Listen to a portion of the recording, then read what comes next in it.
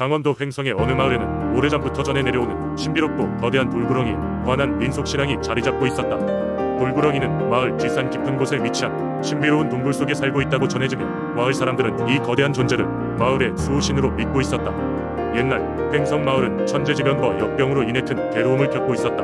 가뭄이 길어져 농작물이 전혀 자라지 않았고 그로 인해 마을 사람들은 기근에 시달렸다. 더군다나 원인 모를 질병이 마을에 퍼져많은 이들이 병마에 시달리며 힘든 나날을 보내고 있었다.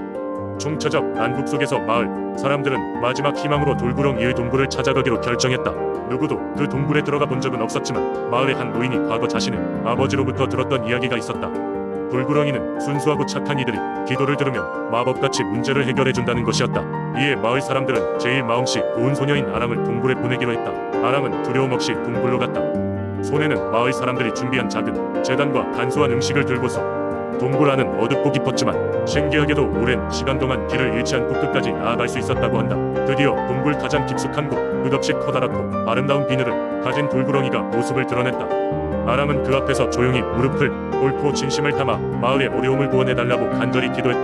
놀라운 일이 벌어졌다. 돌구렁이는 고요히 눈을 감고 있더니 거대한 몸을 튼튼하게 일으키더니 붓하늘로 솟아올라 빛나는 구름이 되어버렸다. 그날 이후로 횡성 마을에는 폭포처럼 비가 내려 가뭄을 해소했고 역병 역시 흔적도 없이 사라졌다. 마을 사람들은 이 신비한 기적에 감사하며 매해 음력 5월에 돌구렁이를 위한 특별한 축제를 열어 그 은덕을 기리고 있다.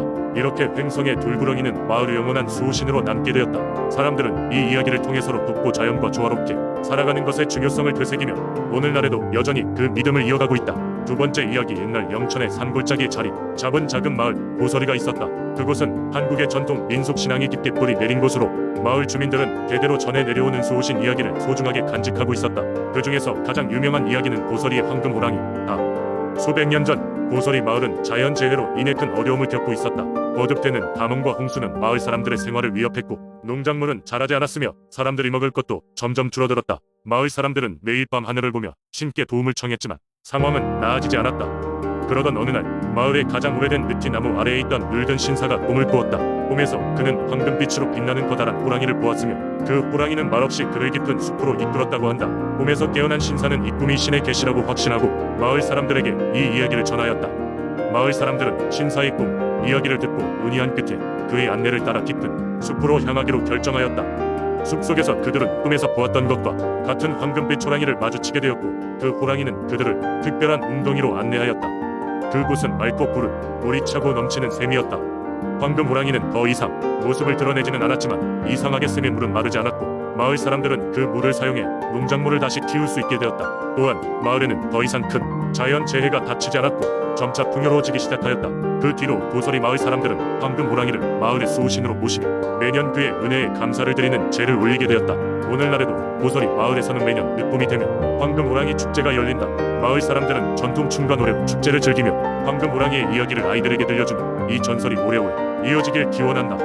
비록 전설 속 이야기에 등장하는 황금 호랑이는 눈에 보이지 않지만 마을 사람들에게는 여전히 그 존재가 크게 느껴지고 있다. 그들은 이 이야기가 마을의 단합과 평화를 지키는 데 큰 역할을 한다고 믿고 있다.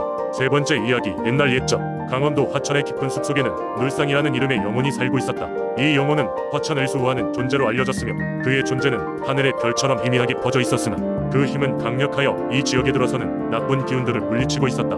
화천의 주민들은 수년간 늘상이의 전설 속 보호 덕분에 풍요로운 삶을 살 수 있었다. 봄이 되면 풍성한 작물이 자랐고 여름에는 맑은 물이 끊이지 않았다. 가을에는 과일과 곡식이 가득했고 겨울에는 어떤 강추위에도 걱정 없이 생계를 유지할 수 있었다. 주민들은 자신들의 안녕과 번영이 늘상이의 보살핌 덕분이라고 믿고 매년 봄이 시작되는 첫날 숲속의 우물가에서 그를 위한 제사를 지내곤 했다.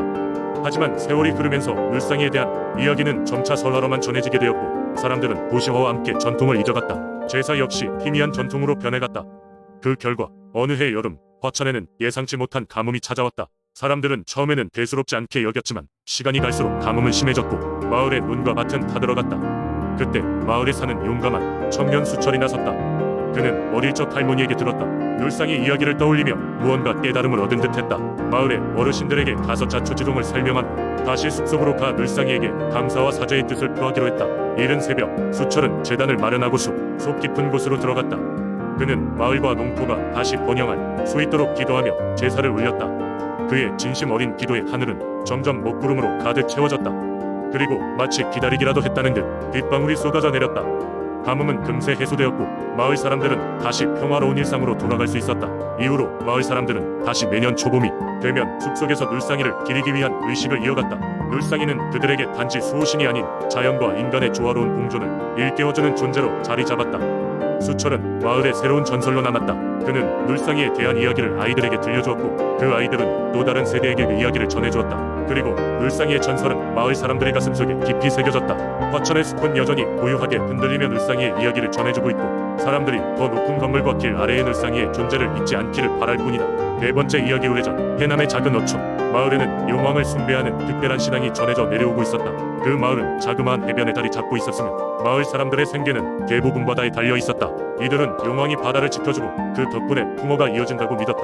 마을 앞 바다에는 신성한 바위가 하나 있어 마을 사람들은 그곳을 용왕이 거주하는 곳이라 생각했다.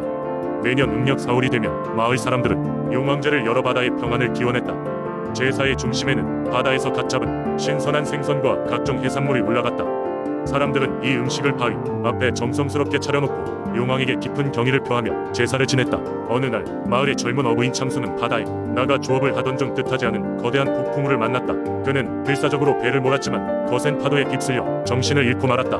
다음 날 아침 창수는 어느새 해변에 쓰러져 있었다. 주변 마을 사람들이 그의 생환을 기뻐하며 달려와 소리를 지르던 중 창수는 희미한 기억을 떠올렸다.